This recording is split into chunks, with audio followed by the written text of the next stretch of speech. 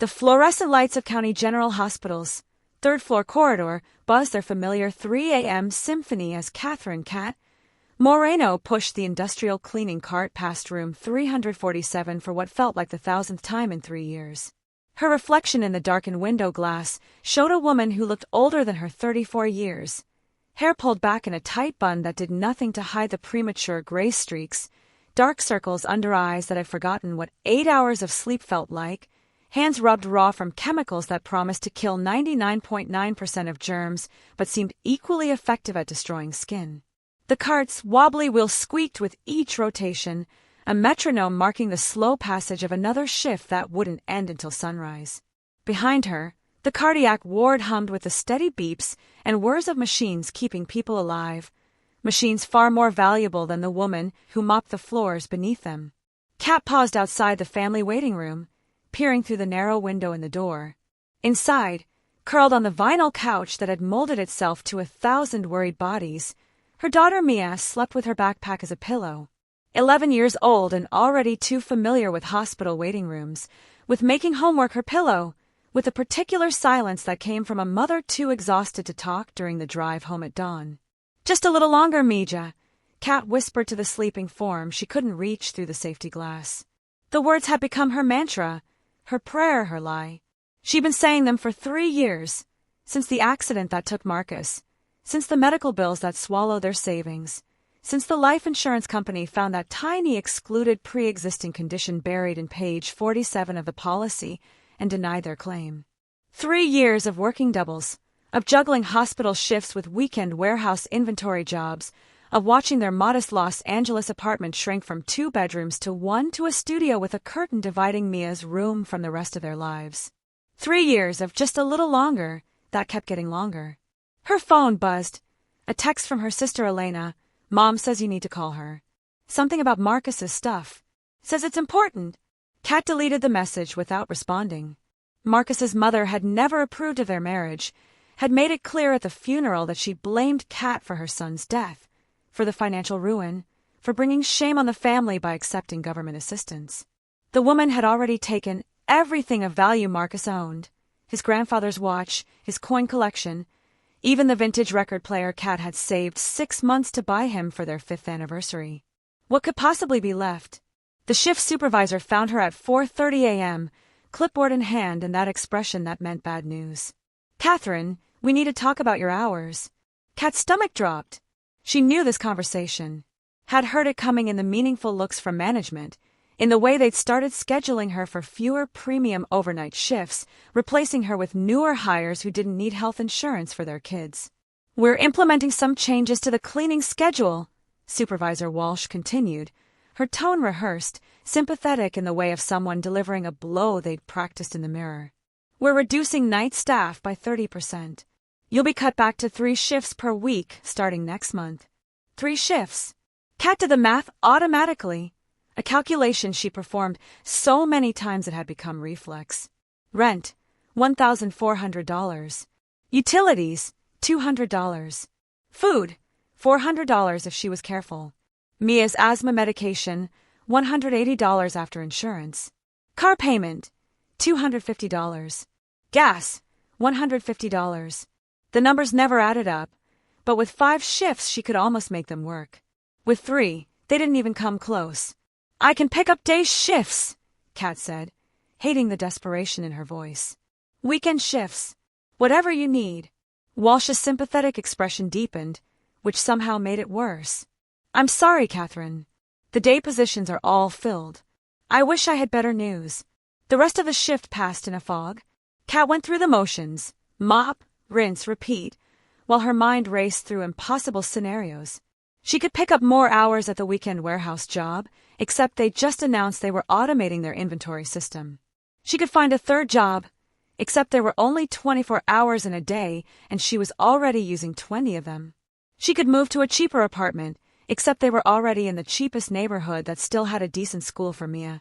She could give up. The thought crept in unbidden, seductive in its simplicity. Stop fighting. Surrender to the inevitable. Let the state take Mia to her grandmother's house in Arizona, where there was space and stability, and 3 meals a day without calculations. Admit defeat. Kat's hands tightened on the mop handle until her knuckles went white. No. Marcus had made her promise, the night before the accident when they'd stayed up late talking about dreams and fears and the future they were building together. "If anything happens to me," he'd said, pulling her close, "promise you'll take care of our girl.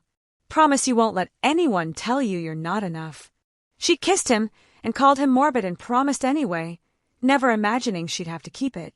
At 6:15 a.m., Kat collected a sleeping Mia from the waiting room, carrying her daughter's slight weight to the car while the girl mumbled protests about 5 more minutes. The Honda Civic, Marcus's car, still carrying the scent of his cologne in the upholstery if you knew where to smell, started on the second try, which meant the battery was getting worse but not critical yet. Another expense lurking on the horizon.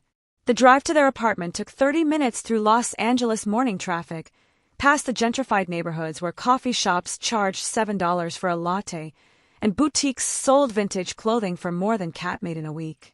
Mia dozed against the window, her breath fogging the glass, while Kat's mind continued its relentless accounting of impossible numbers.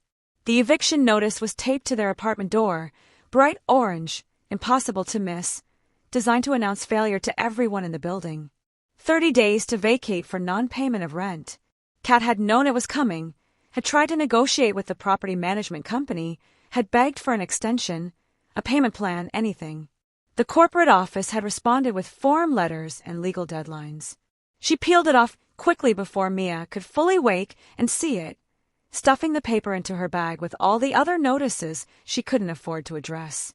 Inside, the studio apartment looked exactly as they'd left it 12 hours ago, Mia's homework spread across the small table, dishes in the sink Kat hadn't had time to wash, the curtain dividing Mia's sleeping area from the rest of the room hanging slightly crooked from the time Kat had grabbed it to steady herself during a dizzy spell from working a triple shift.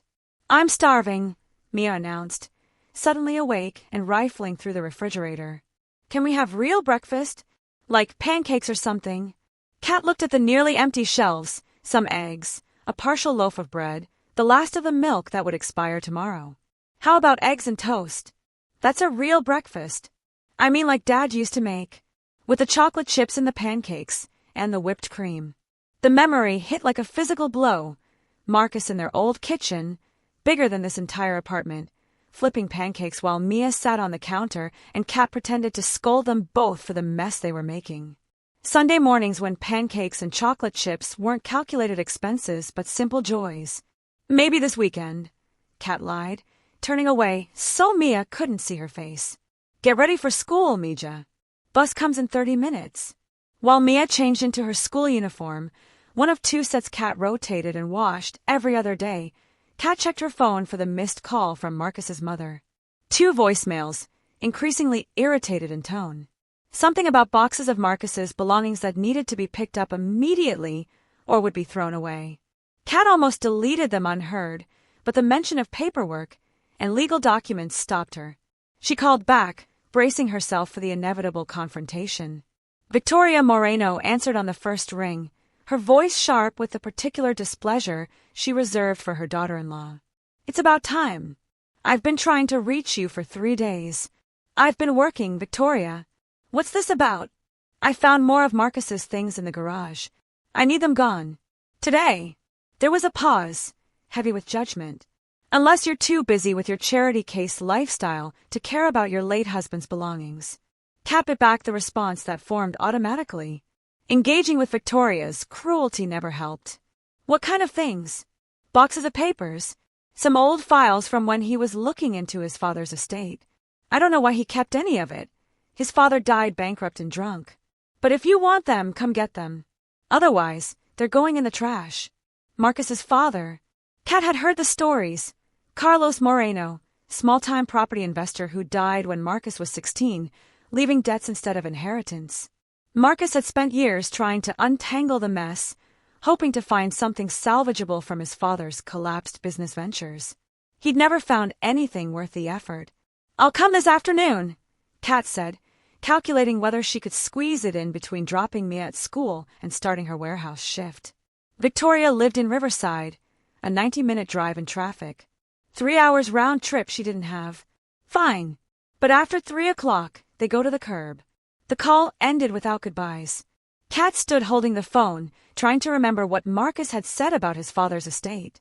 Something about properties purchased at auction, about paperwork that didn't match up, about spending months requesting records from the county assessor's office, only to find more confusion. "Mom!" Mia appeared, backpack slung over one shoulder. "Are you okay?" Kat forced a smile, the mask she perfected over 3 years of protecting her daughter from the worst of their reality. "I'm fine, baby. Let's get you to school." The drive to Mia's elementary school meant passing through neighborhoods that reminded Kat of what they'd lost. Houses with yards. Families loading kids into SUVs instead of battered Civics. The kind of stability they'd been building toward before the accident shattered everything. "Mom, can I do soccer this year?" Mia asked as they pulled up to the drop-off lane. "Tryouts are next week." Soccer. Registration fees, uniform costs, equipment, cleats that would need replacing as she grew. Another impossibility to add to the list. "We'll see, Mija. Let me check the schedule." Mia's expression showed she understood what "we'll see" really meant, but she nodded anyway. 11 years old and already fluent in the language of parental evasion, in reading the distance between promises and reality. "I love you," Kat called as Mia slid out of the car. "Love you too, Mom. Don't forget, Library Day today. I get to check out 3 books. Library Day. The free joy in Mia's life, the one thing Kat could still provide reliably. 3 whole books. Don't stay up all night reading them." Mia grinned, Marcus's grin, that had been the first thing Kat noticed about him, and disappeared into the crowd of students. Kat watched until her daughter was safely inside, then sat in the drop-off lane until a security guard tapped on her window and asked her to move. The drive to Riverside ate up gas money she'd budgeted for next week, but the thought of Marcus's belongings thrown away, the last physical connection to the man she'd loved, made the expense necessary despite its impossibility. Victoria's house stood in a gated community, all manicured lawns and luxury cars, a monument to the life Marcus's mother had built after remarrying into wealth following Carlos's death. Victoria answered the door with her usual expression of thinly veiled contempt, barely stepping aside to let Kat enter. "They're in the garage. Take them and go. I have a bridge club meeting." The garage contained what had once been Marcus's childhood room furniture, now relegated to storage among the golf clubs and gardening supplies. 3 cardboard boxes sat on the concrete floor, their tops sagging from age and moisture. Kat knelt beside them, running her fingers over Marcus's handwriting on the labels. "Dad's files, property records. Dad's files, legal correspondence. Dad's files, miscellaneous." "I don't know why you want that junk," Victoria said from the doorway. "Carlos died owing everyone money. The bank foreclosed on everything. There's nothing there but disappointment." Kat lifted the first box, lighter than expected, papers that had sat undisturbed for years. Marcus thought there might be something. Marcus wasted months on his father's failures instead of focusing on his career. Look where that got him. The implication hung poisonous in the air, that Marcus's death was somehow karmic punishment for caring about his father's legacy. Kat lifted the remaining boxes without responding, carrying them to her car while Victoria watched with arms crossed, guarding her doorway like she was preventing contamination from entering her perfect house. The drive back through midday traffic gave Kat time to wonder what she was doing, hauling boxes of a dead man's paperwork about another dead man's failed business ventures. She should be job hunting, apartment hunting, figuring out how to survive on 3 shifts per week. Instead, she was playing archaeologist with Marcus's obsession, his inheritance from a father who'd left nothing but debt. She stopped at a storage unit facility, one of those orange-doored places that dotted Los Angeles like monuments to American accumulation. The smallest unit cost $50 a month, money she didn't have, but she couldn't bring boxes of paperwork into their tiny studio. She paid for 1 month with the emergency credit card she'd been avoiding using, the one with the predatory interest rate and the balance that already felt like drowning. Inside the climate-controlled unit, 5 feet by 5 feet, barely big enough to stand in, Kat stacked the boxes against the back wall. She'd intended to leave immediately, get to her warehouse shift on time, but something made her kneel beside the first box and lift the lid. Yellow documents spilled out, property records from the Los Angeles County Assessor's office dating from the 1990s. Kat recognized Marcus's methodical approach in the way everything was organized, labeled, cross-referenced. He'd been an accountant, had approached his father's estate with the same precision he'd brought to tax returns and financial planning. She pulled out a manila folder labeled Warehouse District, Grand Avenue. Inside were deed records, tax assessments, and a series of letters Marcus had written to county officials requesting clarification on property ownership. The property in question, 2847 Grand Avenue, had been purchased by Carlos Moreno at a tax auction in 1998 for $12,000. According to the records, he'd never done anything with it, had let taxes pile up until the county seized it again 2 years after his death. But something had caught Marcus's attention. A sticky note in his handwriting stuck to one document. Ownership chain doesn't match. Who paid taxes 2001 to 2004? Mom says Dad was dead by then. Kat studied the tax payment records. Someone had indeed paid property taxes on the warehouse for 3 years after Carlos's death, keeping it from foreclosure. But the name on the payments wasn't Carlos or Victoria. It was listed as Moreno Estate Trust, an entity neither Marcus nor his mother had any record of. She dug deeper into the box, finding more folders with similar patterns. Properties purchased at auction, held briefly, then lost to foreclosure, except they all showed the same mysterious tax payments from the trust that shouldn't exist. Marcus had highlighted certain properties in yellow, creating what looked like a map of commercial buildings scattered across Los Angeles's industrial districts. One folder was thicker than the others, held together with rubber bands that had deteriorated into sticky fragments. Kat pulled them away carefully, revealing a property listing for the warehouse on Grand Avenue. Unlike the others, this file contained recent documents, printouts Marcus had made just months before his death. The warehouse had been relisted by the county for tax sale after the mysterious payments stopped in 2004. It had sat in bureaucratic limbo for years, the victim of clerical errors and lost paperwork. Marcus had tracked it through various departments, confirming that it existed physically but was essentially forgotten by the system. His notes grew increasingly excited toward the end. Property still there. Confirmed with site visit. Massive water damage from 2017 floods. City says it's condemned but never followed through. Might be available for back taxes only. Could be less than $1,000. The last document in the folder was a printout from the county's online tax sale website, dated 3 weeks before Marcus died. The warehouse at 2847 Grand Avenue was scheduled for online auction, minimum bid $200. Kat stared at the number, unable to process it. $200 for an entire warehouse, even a condemned, flooded one. In a city where parking spaces sold for hundreds of thousands, where a studio apartment cost $1,400 a month, the price seemed impossible. She checked the date of the auction, September 15th, 3 years ago. The day after Marcus's accident. He'd never had the chance to bid. Her phone buzzed, a reminder that her warehouse shift started in 40 minutes. Kat carefully replaced the documents in the box, but kept the Grand Avenue folder. Something about it pulled at her, Marcus's handwriting speaking from the past about a property he'd never claimed, an opportunity cut short by failing brakes on a mountain road. The warehouse shift passed in mechanical routine, scanning barcodes, moving boxes, avoiding thinking about anything more complex than the next task. But during her 15-minute break, Kat pulled out her phone and searched for 2847 Grand Avenue. Google Maps showed an industrial area near the Arts District, a neighborhood transitioning from manufacturing decay to artistic gentrification. The warehouse itself appeared on Street View as a massive brick structure with boarded windows, loading docks collapsed into rubble, and unmistakable water staining halfway up the first floor. She switched to the county assessor's website, navigating the clunky interface to look up the property. Status: pending disposition, tax default.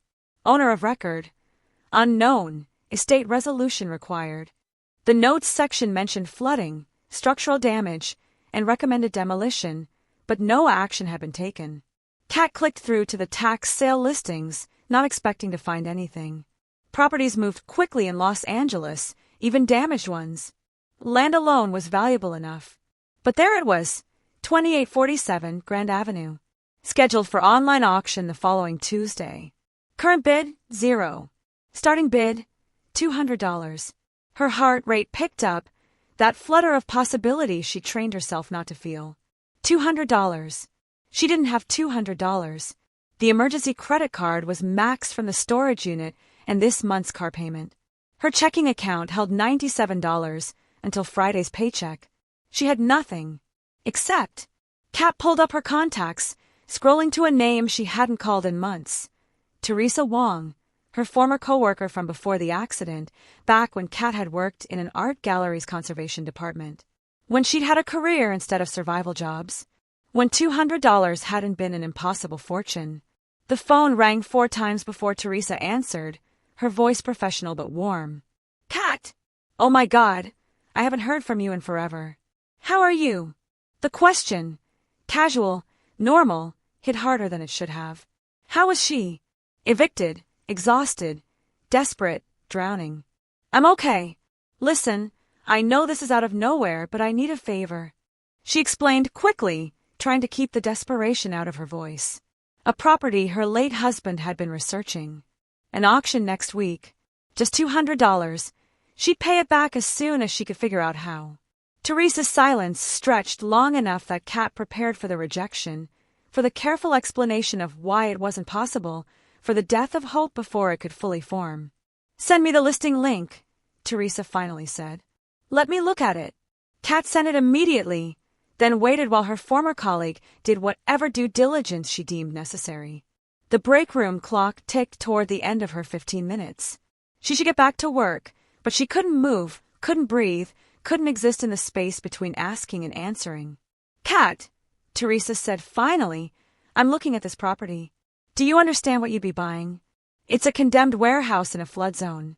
Even the city doesn't want to deal with it. I know. It's probably nothing. But Marcus spent months researching it, and I need to know what he found. Why it mattered to him. Another pause. Then, I'll loan you the money. But Kat, promise me you won't put yourself in a worse position over this. If it's worthless, and it probably is, you walk away. Don't throw good money after bad. Kat promised, knowing she was lying, knowing that desperation made liars of everyone eventually. She hung up and returned to work, moving through the rest of her shift in a daze somewhere between hope and terror. That night, after collecting Mia from the after-school program neither of them could afford and sitting through homework and cheap pasta dinner and bedtime stories from library books, Kat sat at their tiny table with the folder open before her. Marcus's handwriting covered the margins of documents.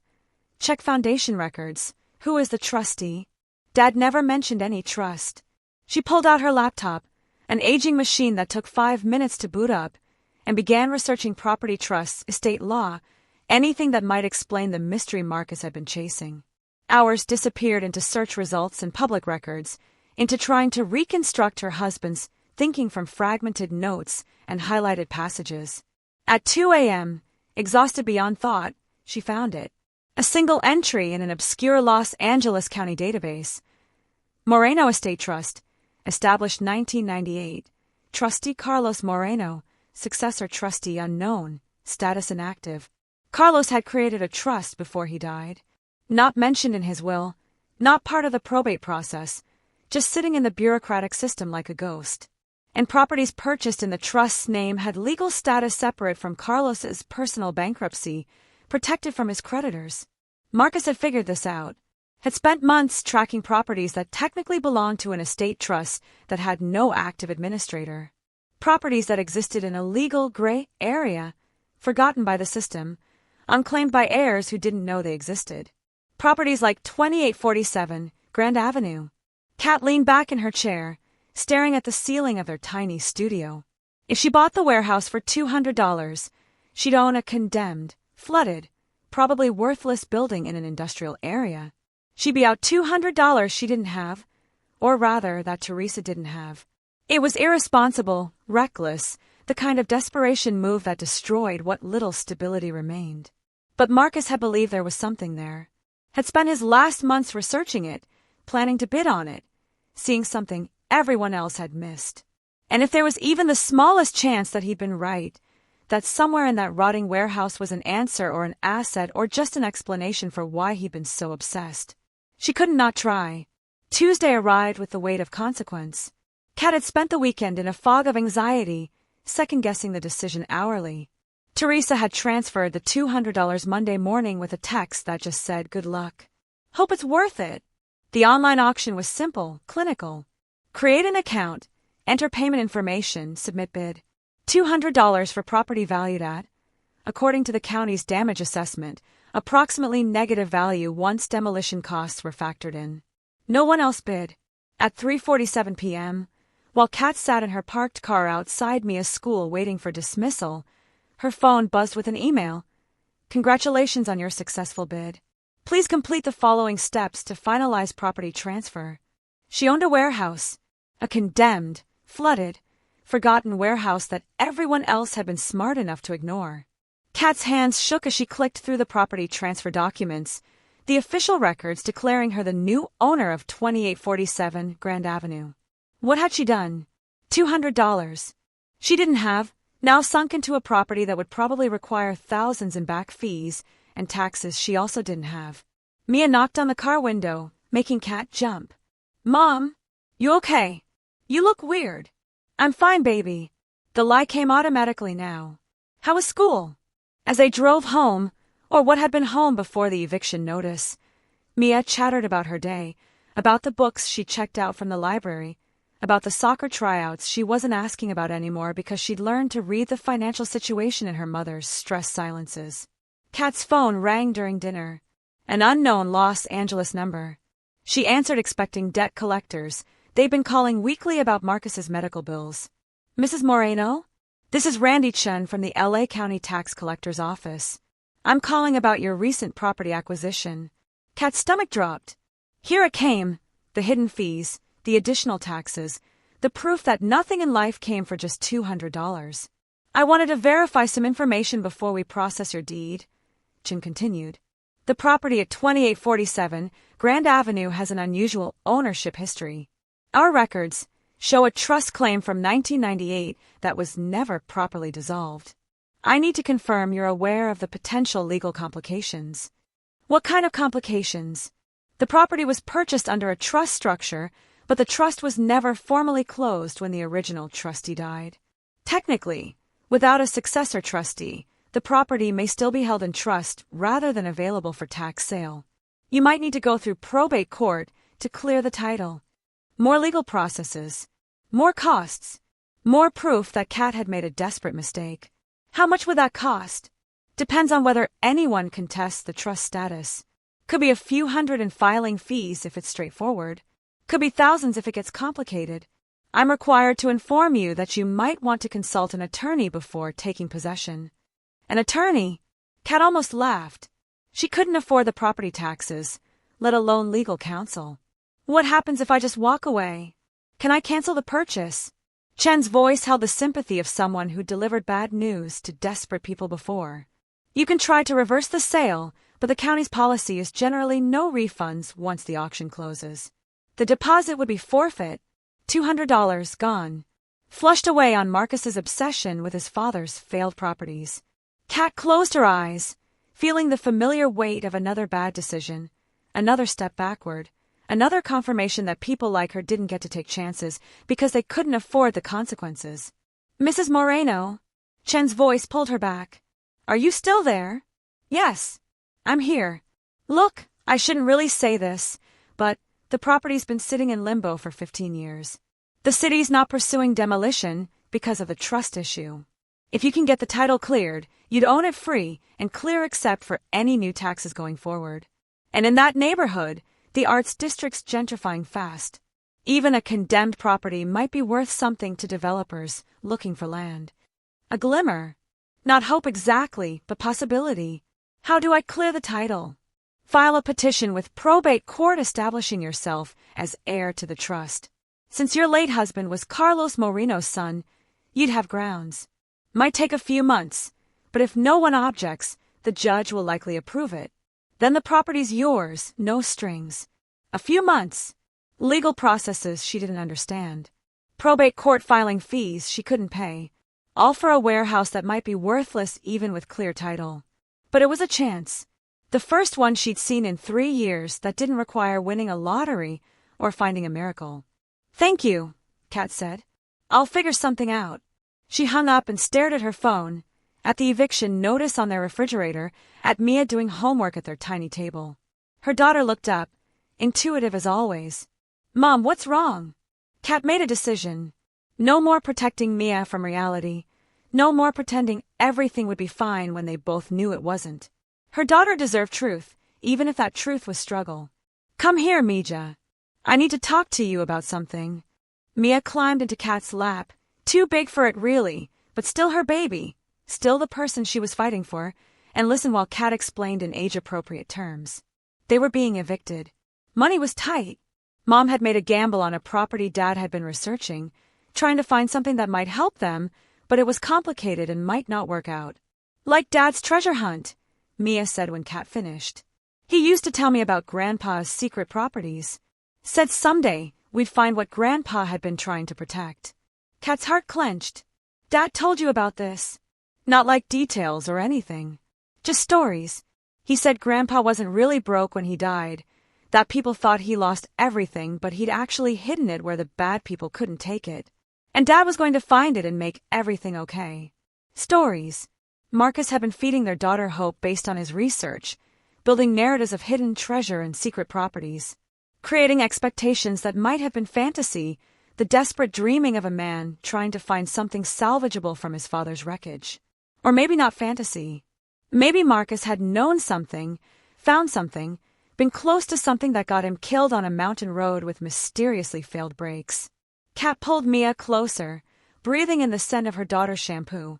The cheap kind from the dollar store, but clean good. I don't know if Dad found anything, baby. This warehouse I bought might be nothing. Might be worse than nothing. But we're going to find out, okay? We're going to see what Dad was looking for. Can we go there? To the treasure building. The eagerness in Mia's voice, the hope Kat had tried so hard not to foster, it was too late.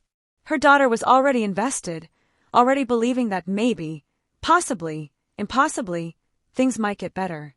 This weekend, Kat promised. We'll go look at it together. But Mia, you need to understand, it's probably just an old, flooded warehouse. No treasure, no magical solution. Just a building. But we have to check, right? For Dad. For Dad. For Marcus, who died chasing this obsession. For the man who'd promised Kat they'd build something together, then left her alone to figure out how to survive. Yeah, Mija. We have to check. The Los Angeles Saturday morning arrived with the kind of crystalline light that made the city's ugliness temporarily beautiful, golden sun illuminating even the industrial district's decay into something almost romantic. Kat drove toward the arts district with Mia bouncing excitedly in the passenger seat, clutching a notebook she'd labeled Treasure Hunt Journal in careful block letters. Remember what we talked about? Kat cautioned, navigating through streets transitioning from manufacturing wasteland to hipster coffee shops. This is probably just an old building. We're looking to see if there's anything salvageable, maybe some equipment we could sell. That's all. But what if Dad was right? Mia's optimism refused to be dampened. What if Grandpa really did hide something? Kat didn't answer, focusing instead on the GPS, directing her deeper into the warehouse district. The neighborhood oscillated between abandoned industrial buildings and newly renovated lofts, gentrification creeping block by block through decades of urban decay. Artist studios occupied former manufacturing spaces. Trendy restaurants served artisanal food to people who could afford $12 sandwiches. 2847 Grand Avenue stood apart from the renewal, a massive brick structure that seemed to radiate neglect. 3 stories tall with boarded windows and a collapsed loading dock, the building dominated the corner lot like a monument to obsolescence. Water stains reached halfway up the first floor, evidence of the 2017 floods that had devastated this part of the city, and sections of brick had crumbled away, revealing interior damage that made Kat's heart sink. This was what she bought for $200. This disaster. Whoa, Mia breathed, staring up at the hulking structure. It's huge. Kat parked on the street, studying the chain-link fence surrounding the property. Multiple, no trespassing, and danger. Structural damage, signs decorated the perimeter, along with gang tags and the accumulated graffiti of years without security. A heavy padlock secured the gate. New, she noticed, presumably installed by the county after her purchase.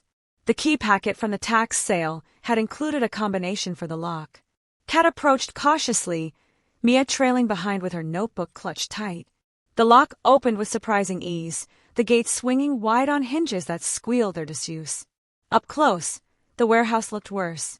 The loading dock's concrete had fractured into chunks, creating a treacherous landscape of rubble. Ground floor windows, those not boarded, gaped like missing teeth, and the smell hit them immediately. Damp rot, mold, standing water somewhere deep in the building's interior. "Mom, it stinks." Mia covered her nose with her shirt. "Yeah, baby, it does." Kat studied the main entrance, a steel door hanging slightly ajar, its lock broken long ago by vandals or copper thieves. "Stay close to me, okay? And if I say we leave immediately. No arguments." They stepped inside together, Kat keeping one hand on Mia's shoulder. The interior matched the exterior's promise of decay. A vast open space spanning the entire first floor, punctuated by support columns, and flooded with several inches of stagnant water that caught the light filtering through broken boards. The air was thick with humidity and the sweet, sick smell of mold. "Gross," Mia whispered, her earlier enthusiasm dampened by reality. Kat swept her phone's flashlight across the space. Industrial debris littered the water, collapsed shelving, rotted pallets, unidentifiable metal equipment corroding in the moisture. The walls showed water damage extending at least 6 feet up, paint and plaster hanging in strips like diseased skin. The ceiling, 2 stories above, featured gaps where roof damage had let in weather, creating stalactites of rust and mineral deposits. This wasn't just a damaged building. This was a loss. Complete, total, irredeemable loss. $200, Teresa's money, the last gasp of hope, all poured into this rotting hulk. Kat felt tears threatening, and blinked them back furiously. She would not cry in front of Mia, would not add her daughter's worry about Mom's emotional state to everything else the girl already carried. "Let's look around a bit," Kat said, voice steady despite the despair clawing at her chest. "Watch your step. The floor might be unstable." They picked their way through the debris, water soaking through their shoes within minutes. The warehouse's interior revealed its former life in fragments. Old signage barely visible under grime, suggesting it had once housed textile manufacturing, industrial sewing machines rusting into abstract sculpture, spools of rotted fabric creating small islands in the standing water. Mia photographed everything with Kat's phone, approaching the disaster with scientific curiosity rather than disappointment. "Dad would have liked this place," she said, snapping a picture of water damage patterns on a brick wall. "He always said old buildings tell stories." The observation hit Kat harder than it should have. Marcus had said that, during the early days when they'd explore Los Angeles together, finding beauty in decay, possibility in abandonment. Before Mia, before the responsibilities that had turned adventure into necessity. A metal staircase in the corner led to the second floor, or had once. Now the bottom third was submerged, the upper sections showing rust and structural damage that made ascending them look suicidal. "We're not going up there," Kat stated firmly when Mia approached the stairs. "The whole thing could collapse." "But what if the treasure's upstairs?" "There is no treasure, Mia. This is just—" Kat gestured at the devastation surrounding them. "This is just what happens when buildings flood and nobody takes care of them for years." Her daughter's face fell, the first crack in her optimistic armor. "But Dad said—" "Dad was wrong." The words came out harsher than Kat intended, frustration and disappointment sharpening her tone. He was chasing a fantasy, trying to find something that never existed. His father died broke, left us nothing but debt and delusions, and this warehouse is proof of it. Mia's eyes filled with tears. "You don't know that. You didn't even really look." "Look at what, baby? Look at this disaster. I bought a condemned building for money we don't have, and it's worthless. The entire thing's worthless. Then why did Dad care about it so much?" Mia's voice rose, echoing in the cavernous space.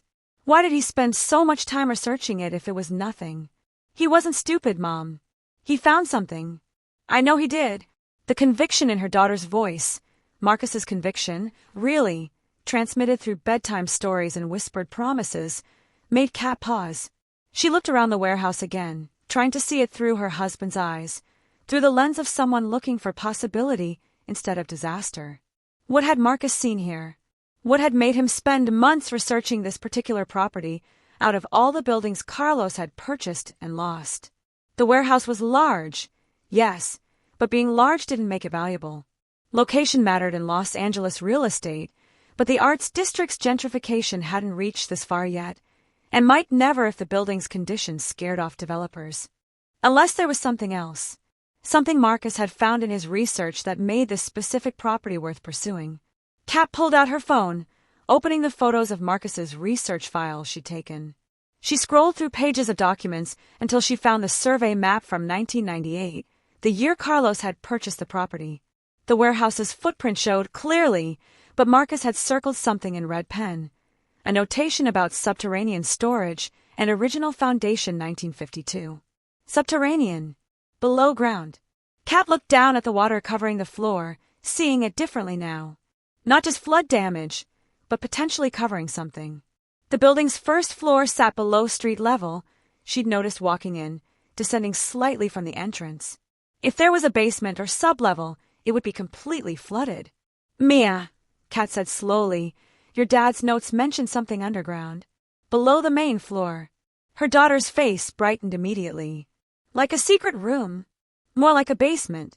But if it exists, it's going to be underwater. Completely flooded. They spent the next hour exploring more carefully, looking for any indication of below-ground access.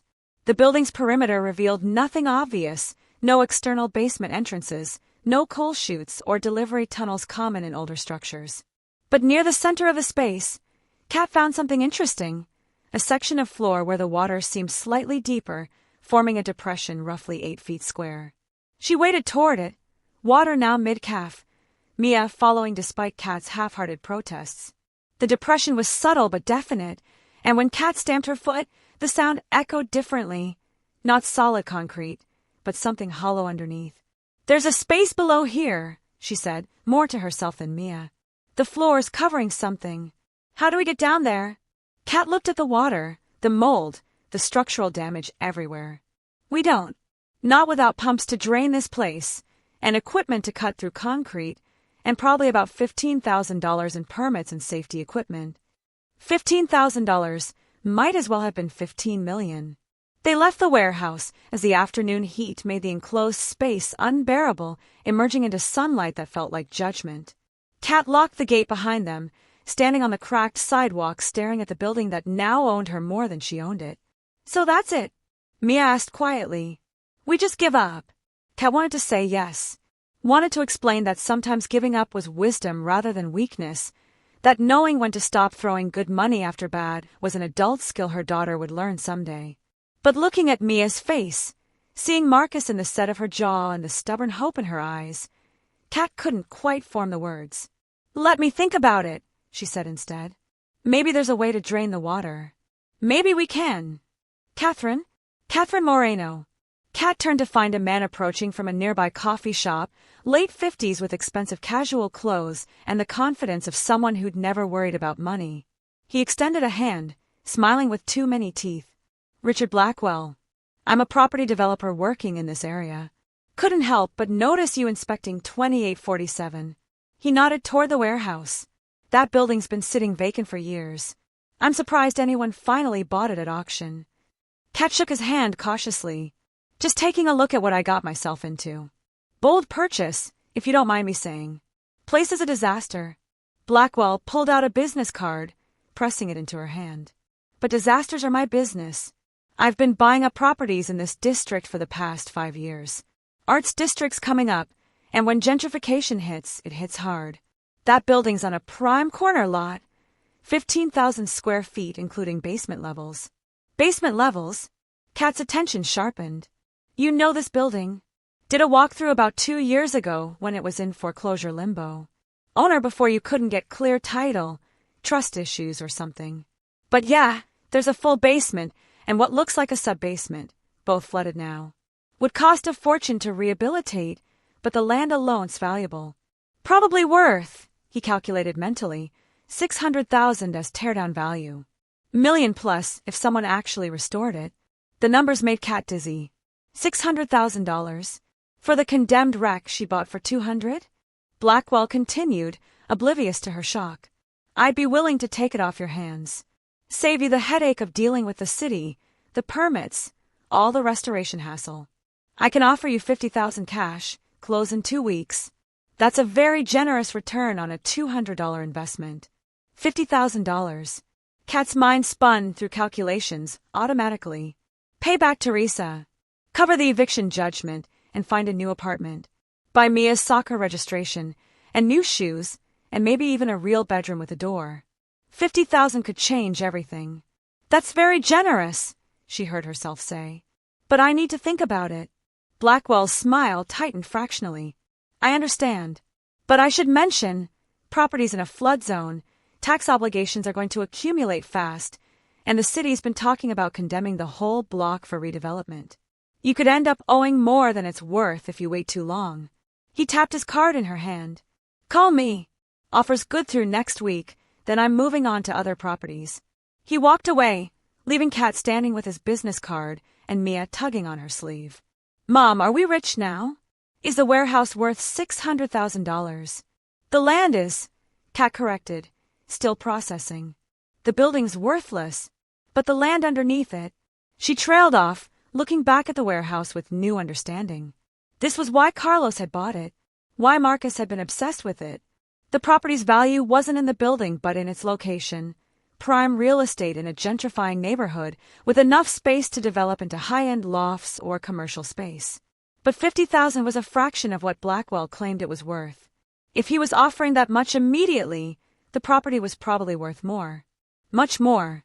We're not selling, Kat decided suddenly, surprising herself with the certainty. Not yet. Not until we know what Dad found. They returned to their tiny studio apartment to find Elena waiting on the doorstep, her sister's expression mixing concern with barely concealed judgment. You haven't been answering your phone, Elena said by way of greeting. I've been calling all day. Victoria told me you took some boxes of Marcus's things and then disappeared. She thinks you're having some kind of breakdown. Kat unlocked the door, letting them all inside. I'm fine. Just been busy. Busy with what? Elena followed her in. Noticing the eviction, noticed Kat had tried to hide under papers on the table. Kat, what's going on? Are you losing the apartment? There was no point hiding it.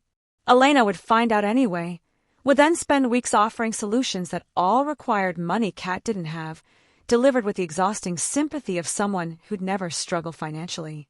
We're being evicted, yes. But I'm handling it. By buying condemned warehouses. Elena had clearly been talking to Victoria, who'd probably been talking to county records departments. Victoria said you spent money at some auction. Money you don't have. Kat, this is exactly the kind of thing that makes people worry you're not coping. I'm coping fine. Kat pulled off her wet shoes, grimacing at the state of them. Marcus was researching properties his father owned. I bought one at auction for $200. $200 you didn't have, Elena corrected, for a building that's probably worthless. Actually, a developer offered her $50,000 for it today, Mia interjected, her voice carrying the defensive edge she used when protecting her mother. So it's not worthless. Elena's expression shifted from concern to confusion to something like calculation. $50,000? For a property you bought for $200? Kat explained about the warehouse, about Blackwell's offer, about the trust complications and the possible basement levels. With each revelation, Elena's face showed a journey from skepticism through surprise to reluctant interest.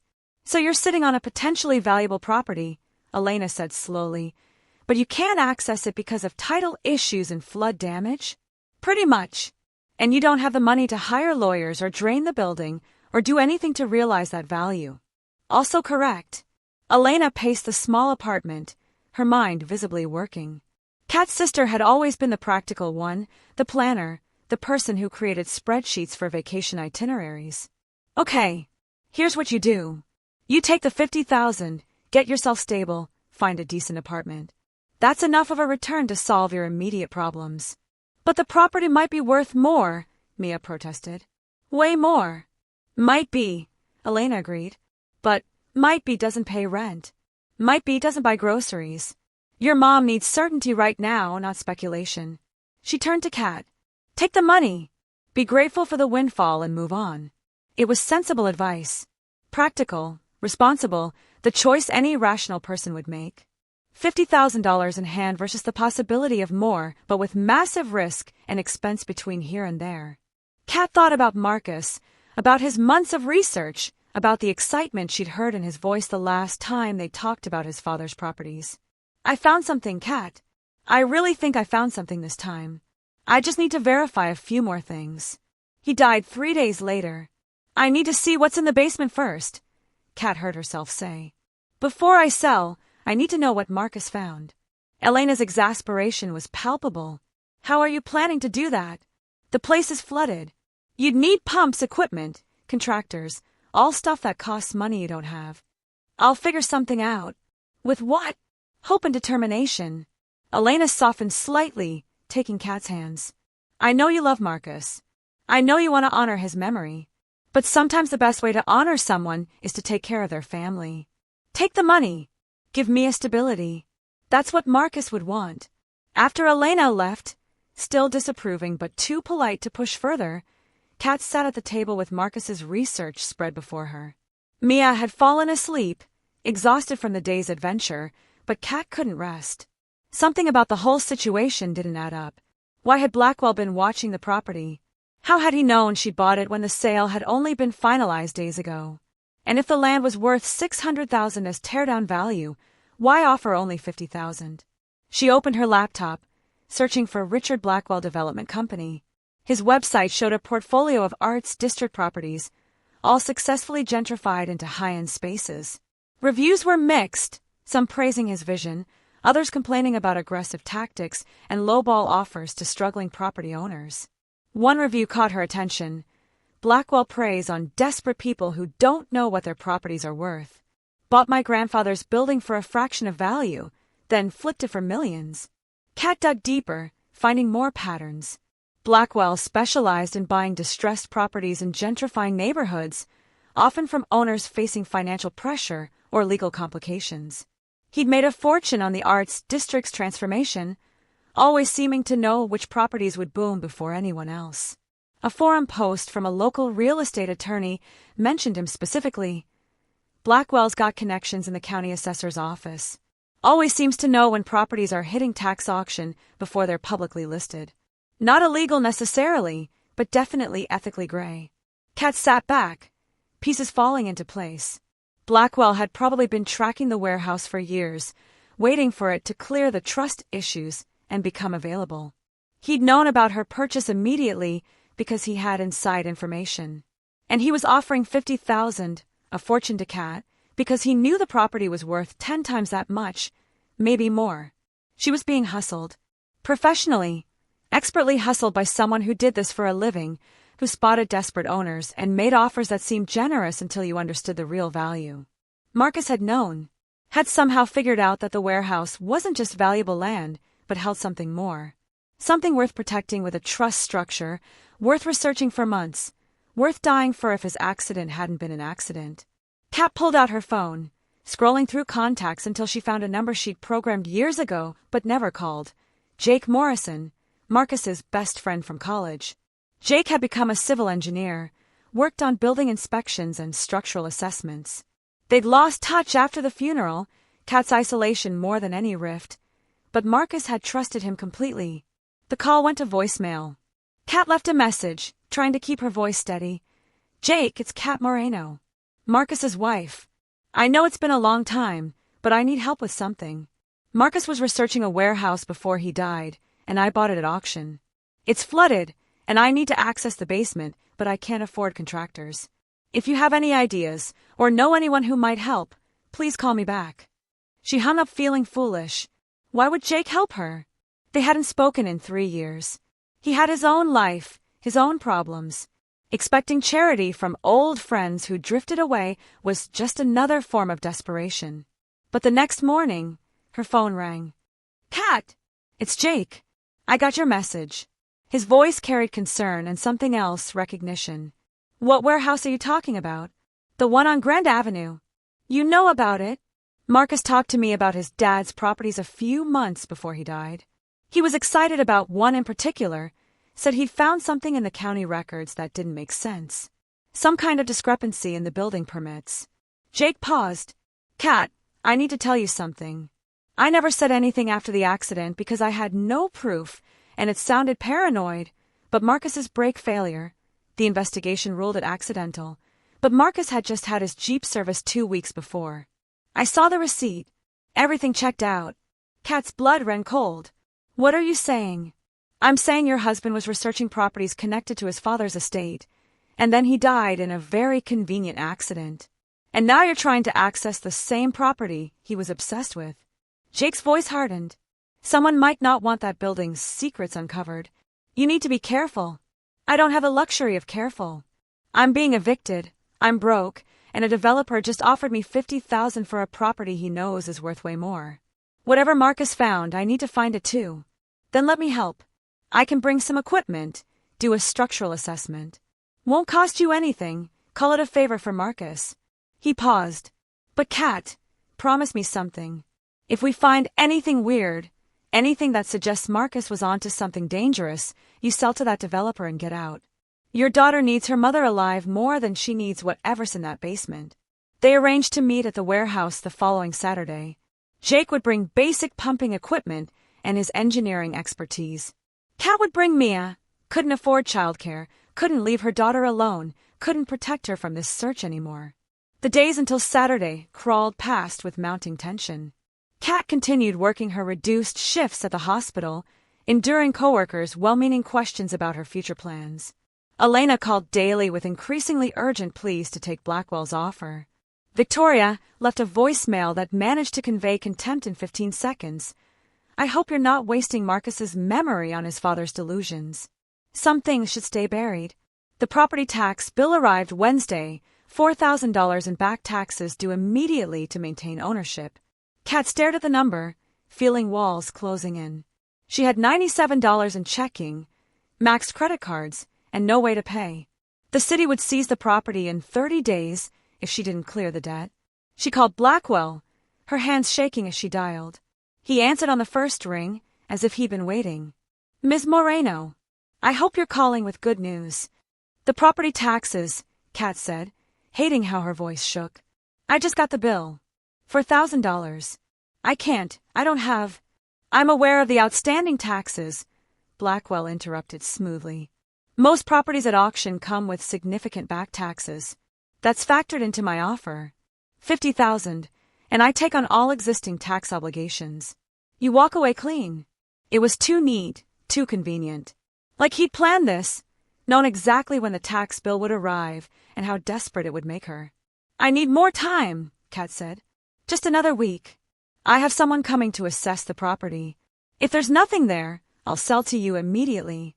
Blackwell's silence stretched long enough to be uncomfortable. I suppose I can extend the offer deadline. But Ms. Moreno, I feel obligated to warn you. Poking around in that building is dangerous. The structure's unsound. There's toxic mold, standing water breeding disease. Your late husband understood the risks of investigating abandoned properties. I'd hate to see history repeat itself. The threat was subtle but unmistakable. Kat's voice hardened. I'll be careful. Thank you for the extension. She hung up before he could respond, before her fear could override her determination. Jake was right. Marcus's accident might not have been an accident, and Blackwell's eagerness to buy the property, his inside knowledge, his carefully timed pressure, it all suggested someone who knew exactly what was in that basement and wanted to ensure no one else found it first. Friday night, Kat packed a bag with flashlights, water bottles, and Mia's inhaler. Her daughter's asthma always acted up around mold. She pulled out Marcus's research one more time, studying the building permits Jake had mentioned. There she found it. A 1998 renovation permit filed by Carlos Moreno for basement reinforcement and secure storage installation.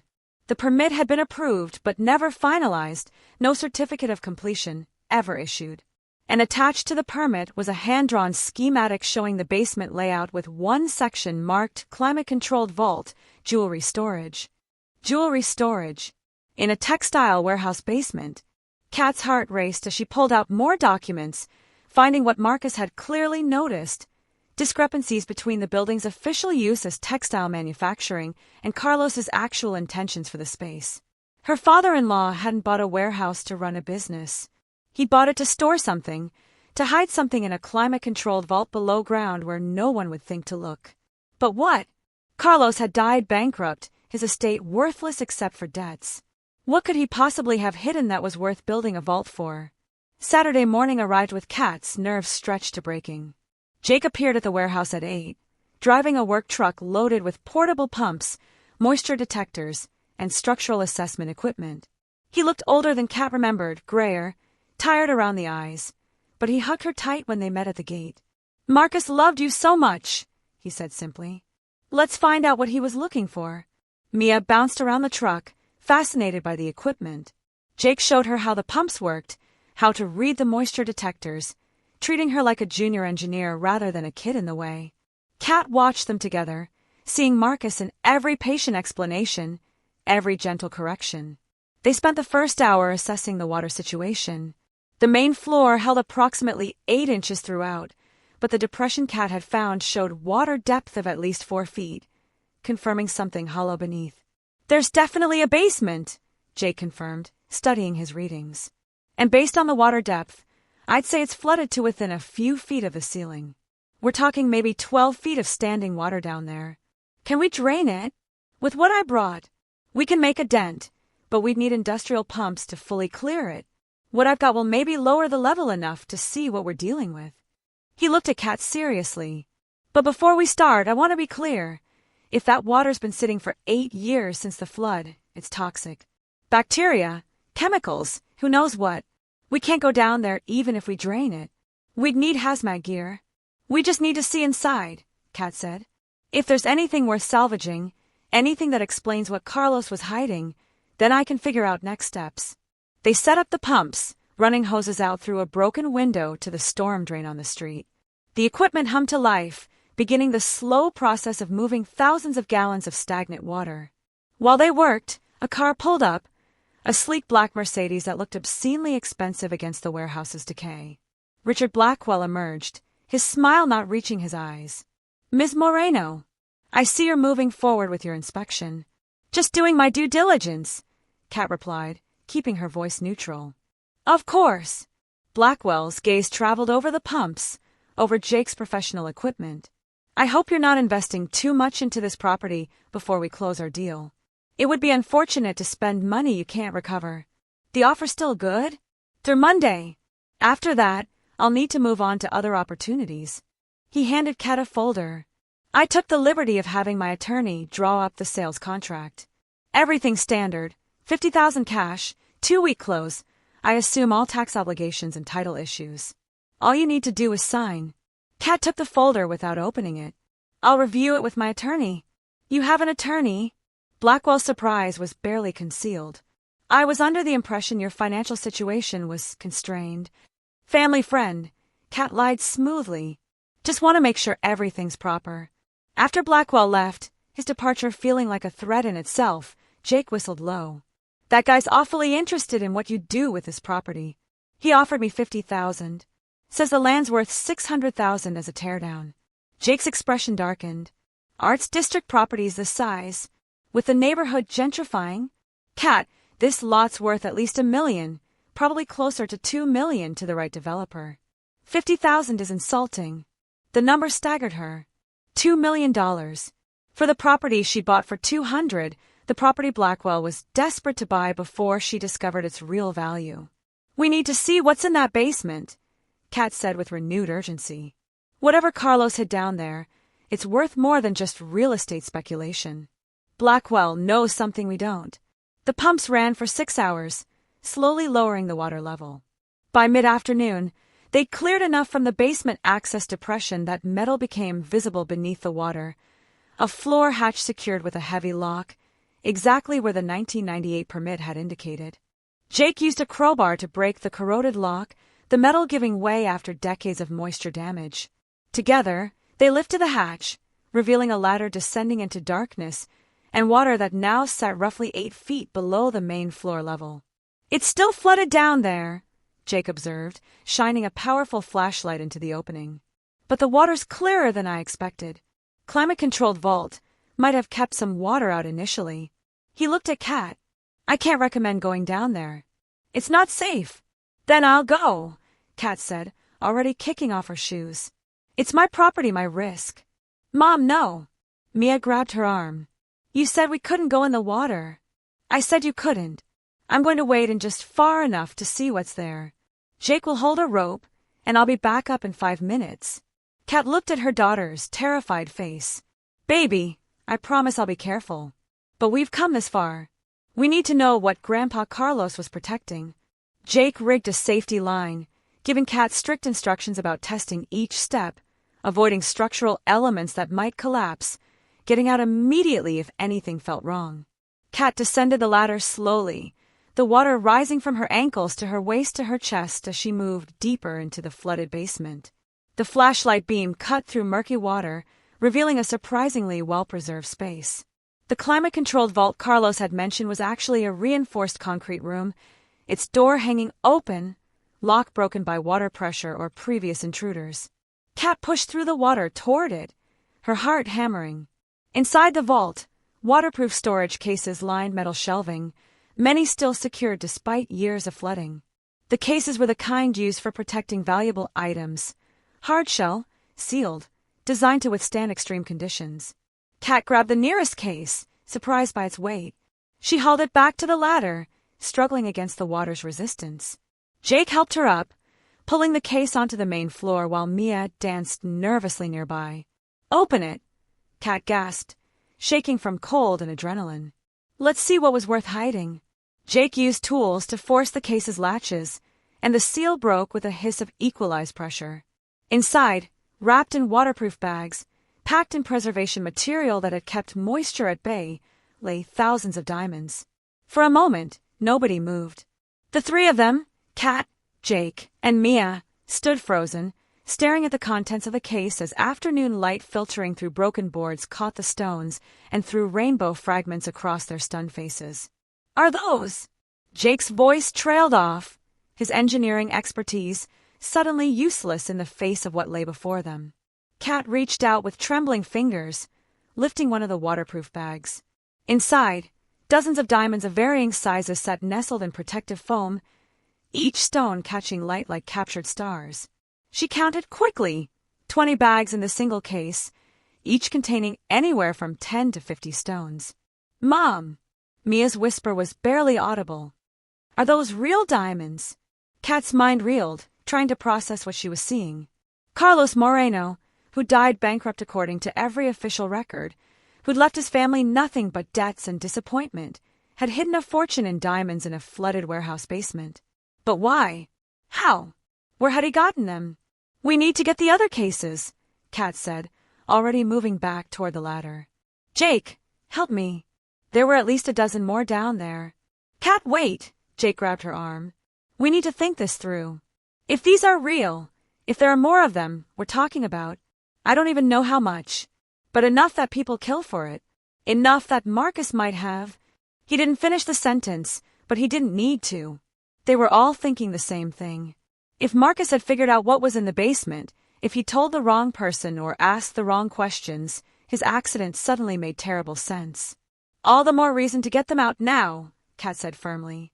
Before Blackwell or whoever killed Marcus figures out we've accessed the vault. They worked frantically for the next 2 hours, Kat making 6 more trips into the flooded basement while Jake hauled cases up and Mia stood watch at the gate. Each case proved similar, waterproof, sealed, filled with bags of diamonds in various sizes and cuts.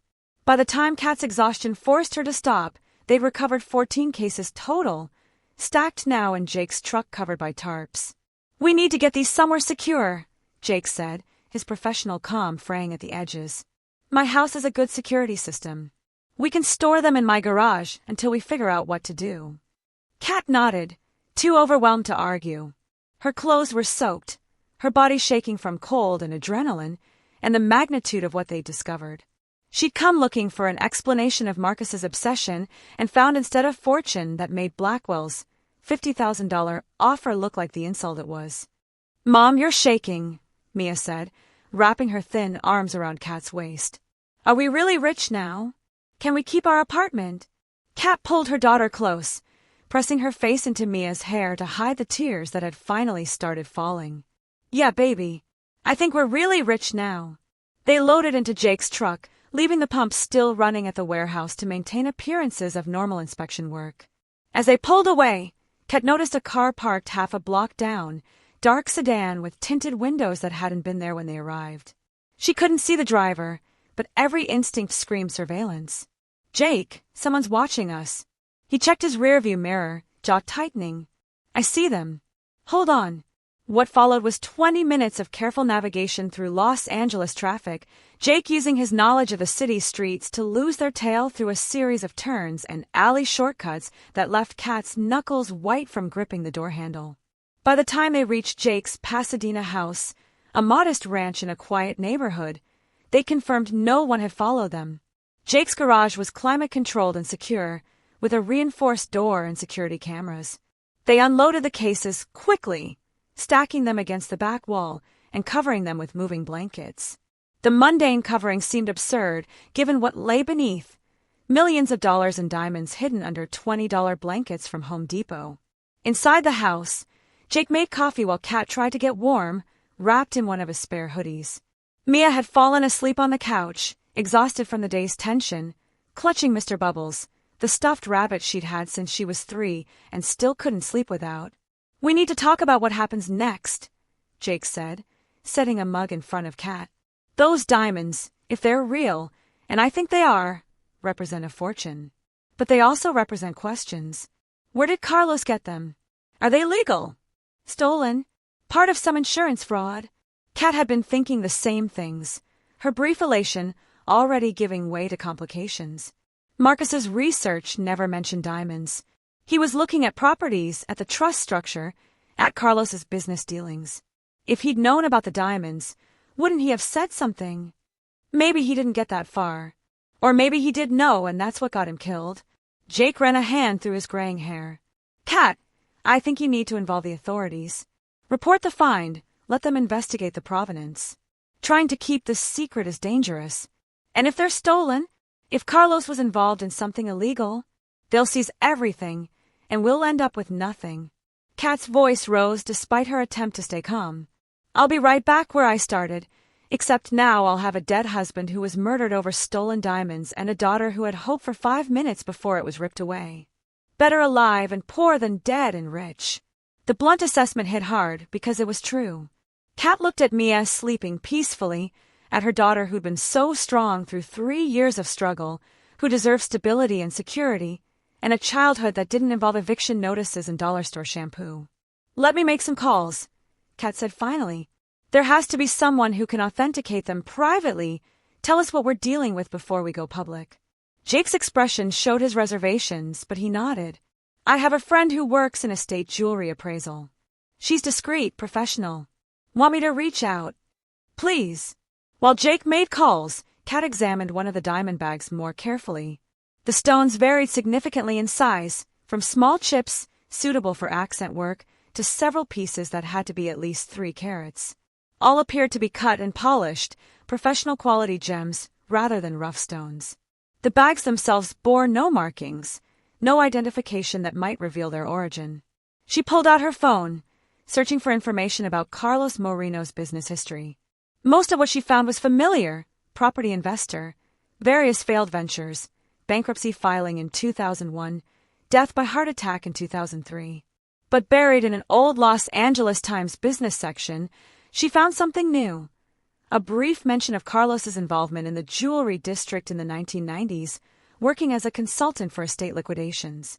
The jewelry district, where diamonds changed hands daily, where legitimate gems, mixed with questionable provenance, where a smart man with connections could potentially acquire significant inventory at liquidation prices, especially during the recession of the early 90s when jewelry stores were failing regularly. Kat's phone rang. Teresa, her friend who'd loaned her the $200. Kat answered with trepidation, having ignored several of Teresa's check-in calls over the past week. "Kat, I've been trying to reach you. Are you okay? How did the warehouse inspection go?" Kat made a split-second decision. Teresa deserved the truth, or at least part of it. "Can you come to Pasadena? I need to show you something." And I need your professional opinion. Teresa had worked in art conservation, but her expertise extended to appraising valuable objects for insurance purposes. She arrived within an hour, her concern shifting to curiosity when Kat led her to the garage and unveiled one of the cases. Jesus Christ, Teresa breathed, kneeling beside the open container. Kat, where did these come from? My father-in-law's warehouse, hidden in a flooded basement vault. Kat watched her friend's face as Teresa carefully examined several stones with the jeweler's loupe she'd brought from her car. Apparently her appraisal kit was something she kept handy. Are they real? Teresa spent 20 minutes examining stones from different bags, her professional focus absolute. Finally, she sat back, her expression stunned. They are real. High-quality diamonds, various cuts, round brilliant, princess, emerald cut. Based on the clarity and color grades I'm seeing, these are investment-grade stones. Each bag probably represents $50,000 to $200,000, depending on the individual stone values. Kat did the math automatically. 20 bags per case, 14 cases. Even at the conservative end of Teresa's estimate, that was over $14 million. At the high end, closer to $50 million. I need to throw up, Kat said weakly, sitting down hard on Jake's garage floor. You need to call the police, Teresa corrected.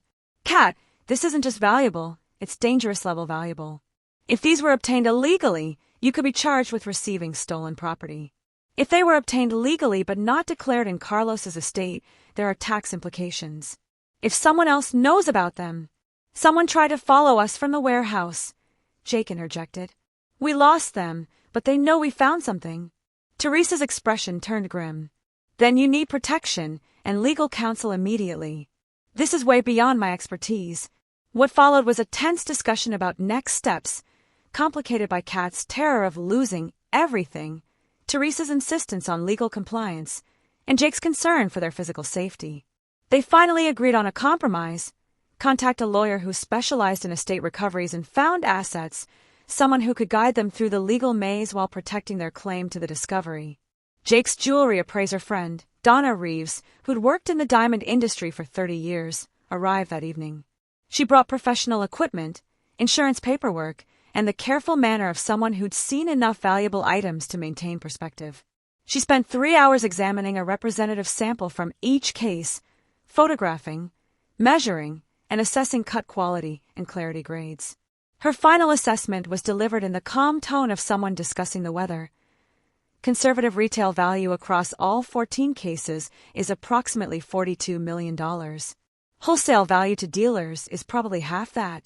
Insurance value depends on provenance documentation and legal ownership status. $42 million. The number was so large it lost meaning, became abstract. Kat couldn't process it, couldn't reconcile it with the eviction notice still taped to their apartment refrigerator, with the $4.37 in her checking account, with 3 years of choosing between electricity and groceries. Where could Carlos have acquired this many diamonds legally? Kat asked, her voice barely above a whisper. Donna consulted her notes. The variety suggests estate liquidations or business inventory, probably jewelry store closures. In the early 90s, the recession hit the jewelry industry hard. Many high-end stores went bankrupt, and their inventory went to liquidation auctions. Someone with capital and knowledge could acquire significant diamond inventory for a fraction of retail value, especially loose stones without settings.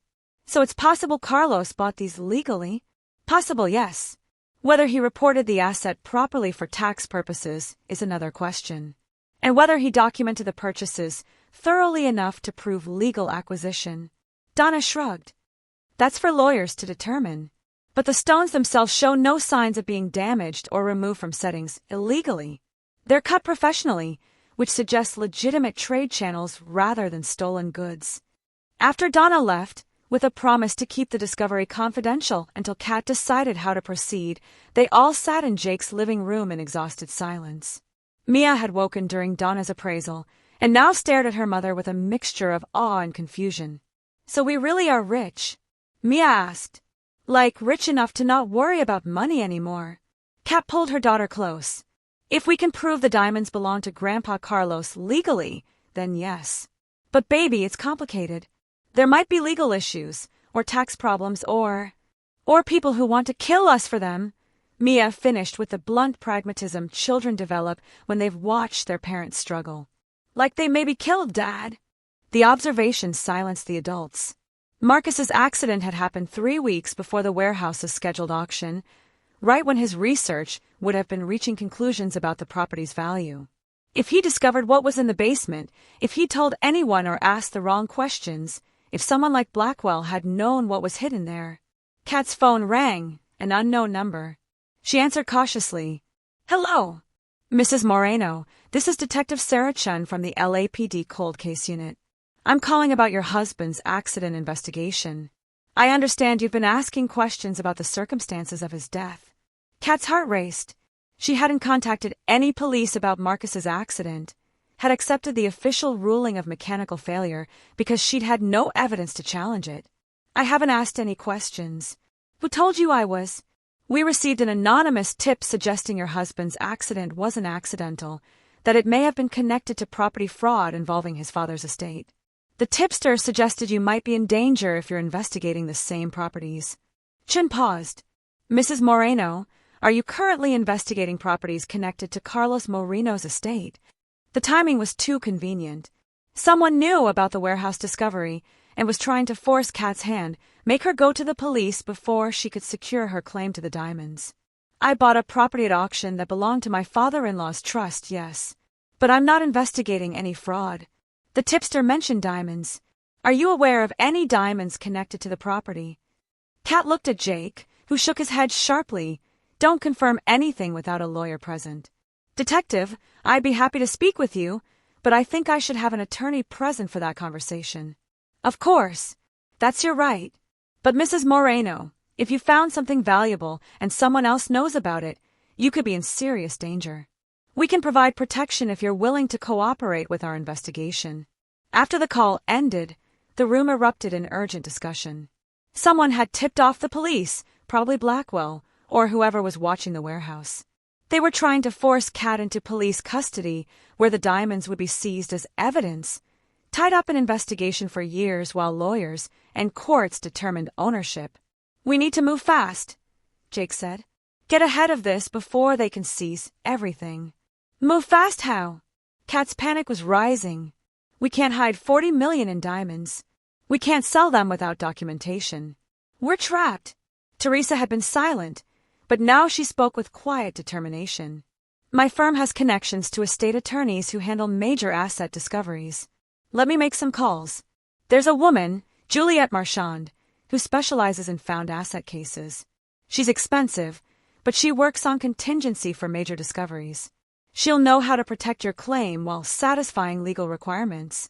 It was past midnight when Juliette Marchand arrived at Jake's house, a sharply dressed woman in her 50s who moved with the confident efficiency of someone who'd navigated complex legal situations countless times. She listened to Kat's story without interruption, occasionally making notes on her tablet, her expression giving nothing away. When Kat finished, Juliette sat back and delivered her assessment. You're in a precarious position legally, but not without options. First, the good news. If Carlos acquired these diamonds legally, and based on Donna's assessment they appear to be legitimate trade inventory, they would have been assets of his estate. Since the estate trust was never properly dissolved after his death, and Marcus was Carlos's sole heir, the diamonds would pass to Marcus's estate upon proper trust resolution. As Marcus's widow, you'd be entitled to them through normal inheritance. And the bad news? Several things. 1. Carlos failed to report these assets when he filed bankruptcy, which constitutes fraud if he knew about them at the time. 2. There are likely significant unpaid taxes on the asset value. 3. Whoever tipped off the police is trying to force the diamonds into evidence seizure, which could tie them up for years. And 4. If Marcus's death wasn't accidental, you're investigating a murder. Kat felt the weight of each complication pressing down. What do? We get ahead of the narrative. Tomorrow morning, we file emergency petitions with probate court to dissolve the trust properly, establish your claim through Marcus's estate, and request the court's protection during asset authentication. Simultaneously, we contact the police directly with our findings and cooperate fully, but through controlled disclosure that protects your legal position. How much will this cost? The question felt absurd given the value involved, but Kat's instincts still operated in survival mode where every expense mattered. My standard contingency is 20% of recovered assets in complex cases like this. Based on the value, I can reduce to 15%, but I'll need $5,000 as a retainer for immediate filing costs and expert consultations. $5,000. Kat didn't have it, but Jake spoke up immediately. I'll cover the retainer. Call it a loan against the eventual recovery. Kat wanted to protest, to reject more charity, but she couldn't afford pride anymore. She nodded gratefully, and Juliet began making calls despite the late hour, pulling together the team they'd need to navigate the legal and financial maze ahead. The next 72 hours passed in a blur of emergency court filings, police interviews, and increasingly frantic contact attempts from Richard Blackwell. Kat stayed at Jake's house with Mia, afraid to return to their apartment, afraid to be anywhere predictable, while whoever had tipped off the police, and possibly killed Marcus, was still out there. Detective Chin proved to be professional but skeptical, clearly wrestling with whether to believe Kat's story or suspect her of some elaborate fraud. The interview took place in Juliet's downtown office, every question carefully monitored by the attorney who allowed Kat to answer only what was legally required. "Walk me through your husband's accident one more time," Chin requested, her notepad filled with detailed notes. "You said he was in Montana for work. Archaeological survey for the university. He'd been there 2 weeks. The accident happened on a Friday afternoon, on his way back to the hotel from the survey site. And the brake failure was confirmed by the Montana Highway Patrol investigation? Yes. They said the brake line had corroded and failed. Marcus had just had the Jeep serviced 2 weeks before the trip, but they said sometimes defects aren't caught during routine maintenance." Jim made a note. "Did your husband have life insurance?" The question's implication stung. "Yes, but it was denied. Pre-existing condition exclusion. I got nothing from his death except bills." "What about his research into his father's properties? When did that start?" Kat explained the timeline. Marcus's growing obsession in the months before his death, his discovery of the trust structure, his belief that Carlos had hidden assets. Chun listened impassively, occasionally glancing at Juliet as if gauging how much Kat was being allowed to reveal. "And you never thought to investigate these properties yourself after your husband died?" "I was too busy surviving, working multiple jobs, keeping my daughter housed and fed. I didn't have the resources to chase what seemed like Marcus's impossible dream." Kat's voice hardened. "But then I got evicted, and I had nothing left to lose, so I bought the warehouse. And I found exactly what Marcus had been looking for. $42 million in diamonds that your father-in-law somehow failed to mention when he filed bankruptcy. That he protected in a trust structure that kept them separate from his bankruptcy estate. Yes." Jim closed her notepad. "Mrs. Moreno, I'm going to be honest with you. Your story is extraordinary. Some might say unbelievable. But the diamonds are real, the trust documents check out, and your husband's accident does have some inconsistencies that warrant reinvestigation. We're going to need to keep the diamonds as evidence during our investigation." "Absolutely not," Juliet interjected. "My client is cooperating fully, but she's not surrendering her legal property without appropriate protections. The diamonds will remain in secure private storage with full documentation and insurance. The police can examine them under supervision, but they don't leave that secure location without a court order." The negotiation that followed was tense, but Juliet's expertise prevailed. The diamonds would stay in a bank vault, secured that afternoon, under joint custody pending court resolution of the trust and completion of the police investigation. Kat maintained legal claim, but couldn't sell or move them without court approval. It wasn't perfect, but it was better than outright seizure. The probate court hearing took place on Thursday, 1 week after the discovery. Judge Marion Foster reviewed the emergency petitions with the thorough attention of someone who'd seen enough estate complications to be skeptical of everything. The courtroom was small, just Kat, Juliet, a county attorney, and a representative from the IRS who'd gotten involved once tax implications became apparent. "Let me make sure I understand," Judge Foster said, reviewing documents. "Carlos Moreno created a trust in 1998, purchased property through that trust including the warehouse at 2847 Grand Avenue, and stored significant assets in that property. He then died in 2003 without dissolving the trust or properly reporting the assets. His son Marcus became heir to the trust but died in 2022 before claiming the assets. And you, Mrs. Moreno, as Marcus's widow, only discovered the assets last week when you purchased the warehouse at tax auction. That's correct, Your Honor, Juliet confirmed. And the diamonds in question are valued at approximately $42 million. Approximately, yes. Judge Foster looked at Kat directly.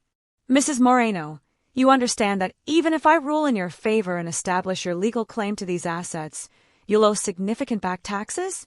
The IRS estimates at least $12 million in unpaid estate and income taxes dating from Carlos's original acquisition. $12 million. Still, 42 minus 12 left $30 million. More than Kat could spend in 10 lifetimes. I understand, Your Honor. And you're aware that if the police investigation determines these diamonds were obtained illegally, they'll be seized regardless of this court's ruling? Yes, Your Honor. The judge made notes, reviewed more documents, then rendered her preliminary decision. I'm going to establish a conservatorship structure. Mrs. Moreno, you'll be named conservator of the trust assets pending final resolution of all legal questions. You cannot sell or distribute the assets, but you can receive reasonable living expenses from the trust's value once appropriate bonds are secured. The trust will pay all legitimate debts including back taxes, legal fees, and storage costs. Final distribution to you as Marcus's heir will occur once the police investigation concludes and all tax obligations are satisfied. It wasn't everything Kat had hoped for, but it was enough. She could access funds for immediate needs, housing, Mia's care, basic security. The diamonds themselves would remain locked up, but the prospect of their eventual value was secure. As they left the courthouse, Juliet's phone rang. She answered, listened, then turned to Kat with an unreadable expression. That was Detective Chin. They've arrested Richard Blackwell for conspiracy to commit murder and attempted fraud. Apparently, he's been talking, trying to cut a deal. He's admitted to having Marcus's Jeep tampered with after Marcus contacted him about the warehouse property. Kat's knees went weak. Jake caught her arm, steadying her while the implications sank in. Marcus hadn't died in an accident. He'd been murdered, killed by a developer who'd known about the diamonds and wanted to ensure no one else claimed them first. Blackwell's claiming he didn't know about the diamonds specifically, Juliet continued. Just that Carlos had hidden assets in the warehouse, and he'd been tracking the property for years, waiting for it to clear probate. When Marcus started asking questions about the property's history, Blackwell panicked and arranged the accident. He's claiming it was supposed to just look like mechanical failure, not kill anyone, though that distinction won't help him avoid murder charges. What about the person following us from the warehouse? Jake asked. That was one of Blackwell's contractors. He'll face charges too. Juliet's expression softened as she looked at Kat. I know this doesn't bring Marcus back, but at least you'll have answers. And justice. Justice. Kat thought about Marcus's last text. If anything happens, check behind Moby Dick. He'd known he was in danger, had tried to leave her a trail to follow. And now, 3 years later, that trail had led not just to diamonds but to the truth about his death. The local news picked up the story within hours. Widow discovers $40 million in warehouse after husband's murder, and suddenly Kat's private nightmare became public spectacle. Reporters camped outside Jake's house until security was hired. Her phone rang constantly with interview requests, book deals, movie options.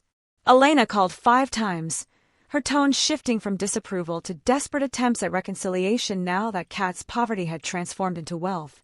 Even Victoria called, her voice stiff but attempting warmth. Catherine, I want to apologize for how I treated you. I was grieving Marcus and I took it out on you unfairly. I hope we can rebuild our family relationship now that this terrible situation is being resolved. Kat almost laughed at the transparent attempt to position herself for financial benefit. Instead, she simply said, Thank you for the apology, Victoria. I'll be in touch, and ended the call. The only calls that mattered came from Teresa, checking on Kat's emotional state rather than financial status, and from a few of Marcus's other genuine friends who'd heard the news and wanted to offer support. The sudden revelation of who cared about Kat versus who cared about the diamonds was clarifying in its cruelty. 2 weeks after the court hearing, Kat and Mia moved into a modest 3-bedroom house in Eagle Rock. Not wealthy neighborhood pretension, but solid middle-class comfort with a yard where Mia could play and a home office where Kat could begin rebuilding the career she'd abandoned. The conservatorship released funds for a down payment and basic furnishing, enough to establish stability without opulent excess. "It's so big," Mia breathed, running from room to room in their new home. "I have my own bathroom." Kat watched her daughter's joy with bittersweet emotion. This was what Marcus had wanted: security for their child, a home without constant crisis, the space to just be a kid. He died trying to secure it, never knowing he'd succeeded. The soccer registration form sat on the kitchen counter. Kat filled it out completely, including the optional equipment package and the tournament travel team option. When Mia saw it, her eyes went wide. "Really? I can really play? Really? And you don't have to worry about the cost. We're okay now, baby. We're going to be okay." The investigation progressed through the fall, each development confirming what Kat had suspected. Blackwell had been tracking the warehouse property for years, had known about Carlos's diamond storage through his connections in the jewelry district, and had been systematically preventing anyone else from accessing it, including having Carlos's tax payments mysteriously lost to force the property into tax auction where he could purchase it cheaply. When Marcus had started asking questions, researching the property's history and the trust structure, Blackwell had panicked. His contractor had tampered with the Jeep's brake lines during Marcus's Montana trip, making it look like corrosion failure. The investigation had been cursory, just another tragic accident in a remote area. But justice, delayed, was finally arriving. Blackwell faced multiple charges including first-degree murder, and his contractor had flipped, providing detailed testimony in exchange for a reduced sentence. The trial was scheduled for the following spring, and Kat would be there, watching the man who'd killed her husband finally face consequences. The diamond's provenance investigation took longer, but eventually confirmed what Donna had suspected. Carlos had indeed acquired them legally, purchasing liquidated inventory from failing jewelry stores during the early 90s recession. He'd been smart about it, buying loose stones at deep discounts, storing them properly, and keeping them separate from his other business ventures through the trust structure. The bankruptcy filing that had seemed to prove his poverty had been strategic, dumping his failed business debts while protecting his diamond investment through the separate legal entity. It was clever, possibly too clever, and had created tax complications that the IRS was still calculating.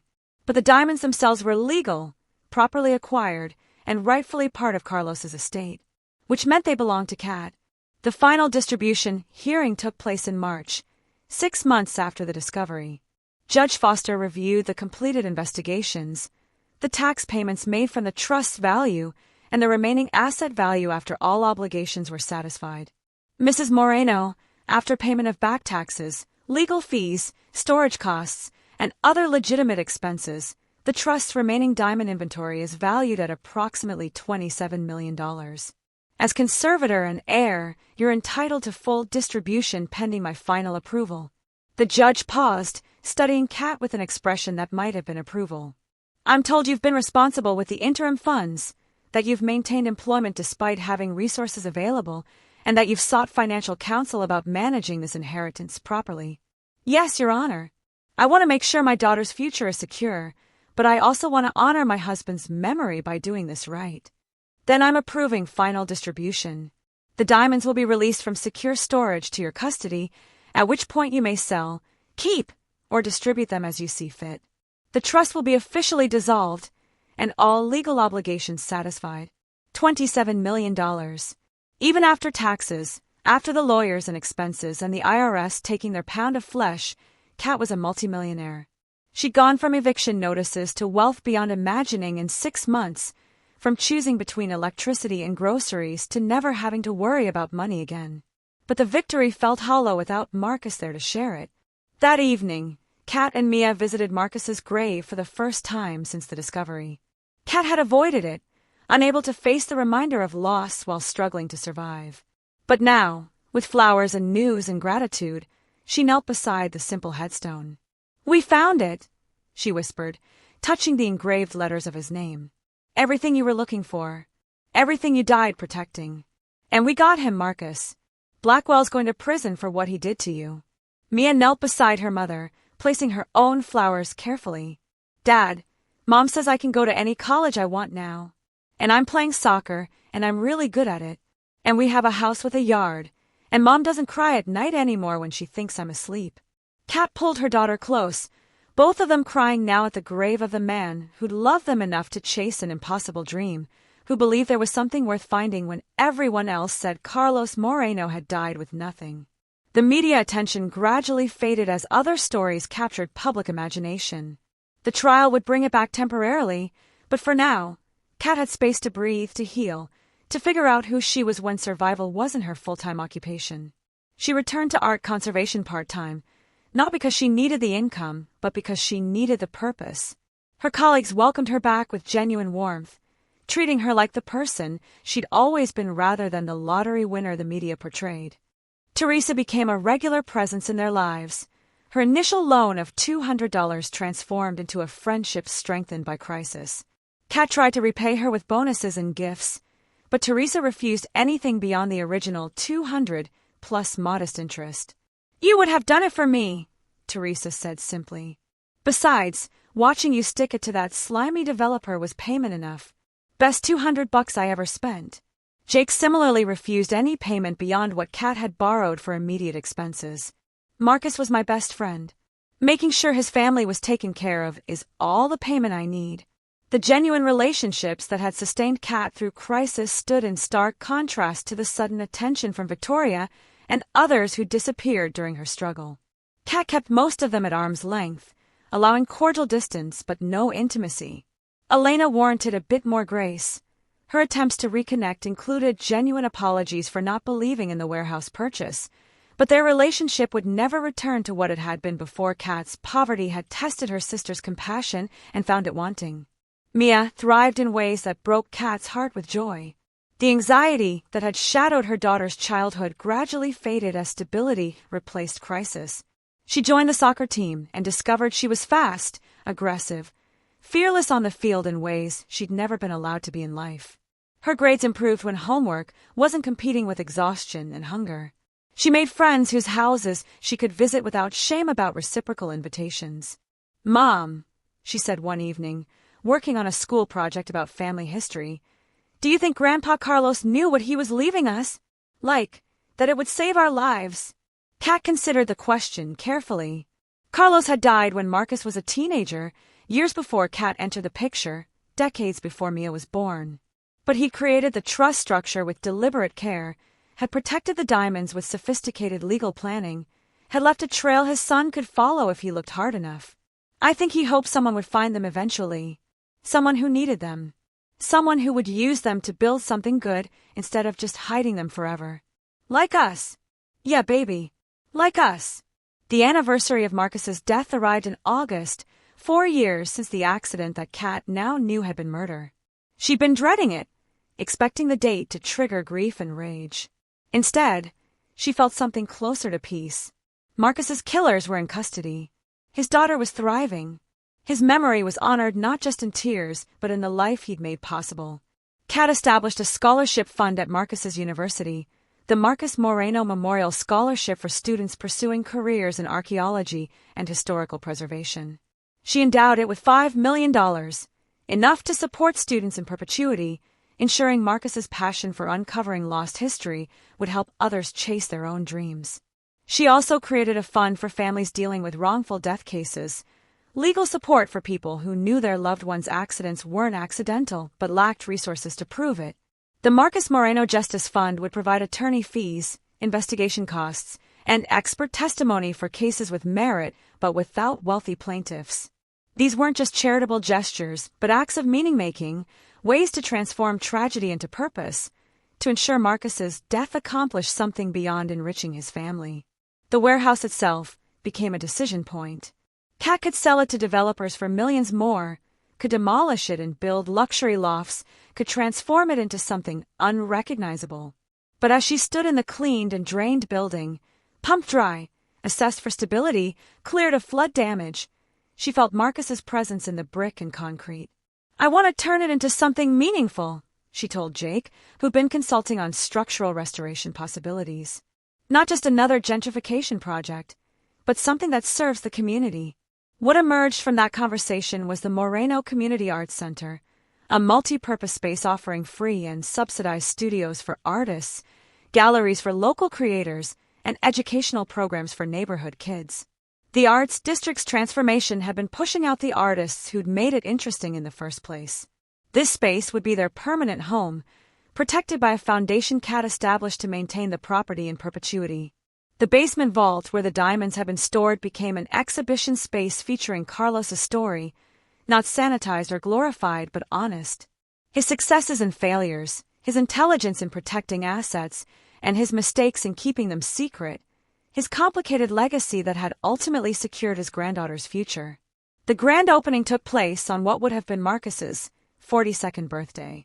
The restored warehouse gleamed with life, artist studios on the second and third floors, community gathering spaces on the main level, and the basement gallery telling the story of the building's improbable journey from flood-damaged decay to vibrant cultural center. Mia cut the ribbon, 12 years old now, confident in ways that sometimes made Cat want to cry, while Cat stood back, watching their community's celebration of transformation. Elena was there, and Teresa, and Jake, and dozens of people who'd shown up when Cat was at her lowest and stayed because they were genuine. Even Detective Chen attended, her presence representing the justice that had been delayed but finally delivered. Blackwell's trial had concluded with guilty verdicts on all counts. He'd be in prison for the rest of his life, his wealth and connections unable to save him from consequences. As the event wound down, Cat found herself alone in the basement gallery, standing before the exhibit about Carlos's diamond collection. Photos showed the flooded space, the waterproof cases, the stones themselves, some of which Cat had kept, most of which had been sold to fund everything she'd built. "Did you know?" she whispered to the ghost of her father-in-law. "When you hid these diamonds, did you know they'd save your granddaughter 40 years later?" The building had no answer, but Cat felt something like assurance in the silence. Carlos had been flawed, complicated, had made mistakes that haunted his family. But he'd also protected something valuable when he could have lost it to creditors or foolish spending. He created a trust that survived his death and his son's death to finally serve its purpose. And Marcus, following his father's trail, had died ensuring that purpose would be fulfilled. Cat climbed the stairs to the main gallery, where Mia was showing friends the soccer trophies displayed in a corner dedicated to programs the center supported. Her daughter was laughing, unburdened, the childhood that had almost been stolen from her finally flourishing in the security that diamonds bought. $27 million had changed everything, but Cat knew the real treasure had never been the stones themselves. It had been Marcus's determination to find truth, Carlos's flawed but intentional protection of assets, and Cat's refusal to give up when giving up would have been easier. The treasure had been believing that impossible things were possible if you were stubborn enough to keep looking. That night, after Mia was asleep in their house with its yard and stability, Cat pulled out Marcus's research folders one final time. She kept them even though the mystery was solved, the diamonds found, the case closed. Running her fingers over his handwriting, she found one last note she'd never noticed before, tucked in the back of the final folder. "Cat, if you're reading this, something happened to me. Don't let them tell you the warehouse was worthless. Don't let them convince you to give up. Dad was brilliant even when he seemed crazy. The treasure isn't just what's hidden, it's proving everyone wrong about what's possible. Make sure Mia knows that. Make sure she knows some things are worth fighting for even when the odds seem impossible. I love you. I always loved you. M." Cat pressed the note to her chest, tears flowing freely now. Marcus had known he might die, had left this message as his final gift, his last act of belief in her strength. "We did it," she whispered to the silence, to her husband's ghost, to the memory of love that had survived murder and poverty and 3 years of impossible struggle. "We found the treasure, and we're going to be okay." Outside, Los Angeles glittered with a million lights, each representing a story of dreams and disappointments, struggles and victories. Cat's story had been written in the language of eviction notices and hospital shifts, and $200 that bought a fortune. But the ending, the real ending, wasn't about the money. It was about a mother who'd refused to give up, a daughter who'd kept believing, and a husband whose final investigation had saved them both. The diamonds had been the treasure, but the love, the stubborn, impossible, enduring love, had been the real fortune all along. Thank you so much for watching until the end. If you love the story, check out the other videos on your screen now. I think you'll really enjoy them. And don't forget to subscribe if you haven't already. See you in the next story.